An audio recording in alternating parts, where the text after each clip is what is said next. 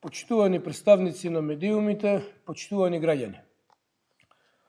АКТ денеска отвара нов скандал, нова бомба. Скопјани се повторно жртва на корупцијата и криминалните тендери на ВМРО-ОКГ. Додека граѓаните со часови чекаат по станиците и се возат во распаднати автобуси, фокусот на власта е исклучиво местење тендери и милионски сделки. Затоа пропадна тендерот за набавка на 150 автобуси, кој го најавуваше Орце, и затоа скопјани уште ќе чекаат, ќе дремат по автобуски станици, ќе доцнат, ќе се варат или ќе мрзнат. Овој документ, што го држам во рацете, е уште една потврда за тоа каква им била намерата. Ова е официјална представка до Министерството за транспорт и до председателот на владата, која јасно и недвосмислено ја потврдува нашата теза. Преземањето на надлежностите за набавка на автобусите не беше за да му се помогне на Скопје, туку за да се избере однапред договорена фирма блиска до нивниот политички партнер Виктор Орбан. Овој допис јасно укажува на координиран чин на елиминирање на другите понудувачи за да се избере фаворизираниот. Што точно крие овој скандалозен тендер? Иако основниот критериум бил најниска цена, се избрало скап понудувач. Разликата е шокантна. Постоела понуда која е поевтина за 12 милиони евра.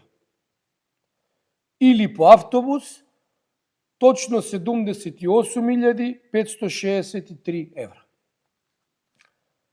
ВМРО-ОКГ планирала да го оштети буџетот и граѓаните за речиси 12 милиони евра.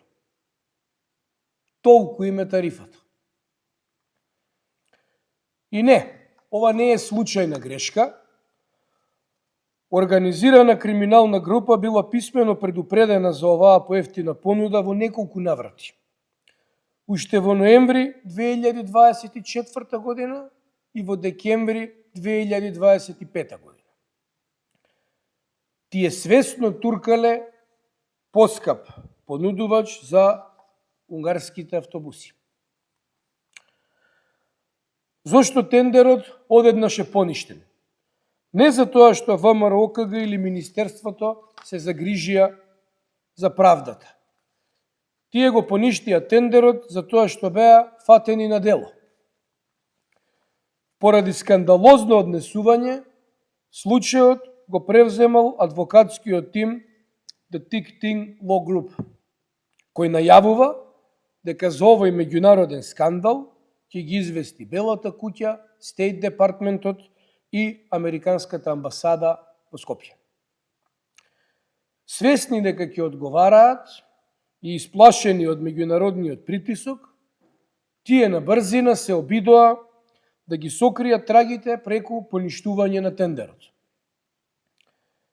Јавниот превоз во Скопје е целосно уништен и жртвуван поради криминалните апетити на ВМРО-ОКГ и нивните долгови кон Орбан. Ова не е само политички дебакл, ова е кривично дело за кое мора веднаш да има одговорност. Институциите мора да отворат истрага за тоа кој се обиде да украде 12 милиони евра пари на граѓаните и да одговараат. Сите до еден. Ви благодарам.